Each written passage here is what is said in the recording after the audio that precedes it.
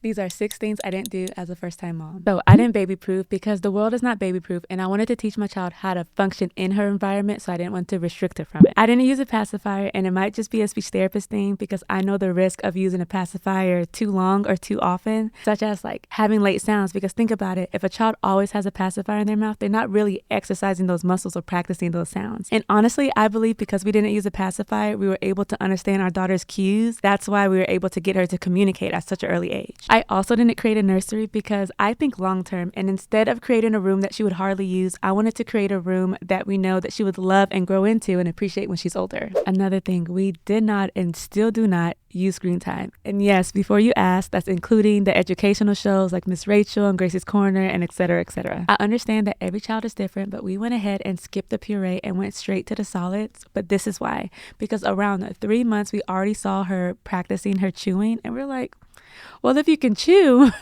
And honestly, I'm glad that we did this because she didn't get used to just swallowing her food. And really, like, it just made things much easier because she can just eat everything that we were eating. Another thing we didn't do was get a sound machine because, again, I think long term. So instead, we got an Alexa, which can do everything a sound machine can do and more. And if you're one of those people that likes white noise during car rides, just put on your radio station to a station that is not used. And there you go. Every child is different. And this is just something that we did for our specific child after watching and observing how she is as an individual.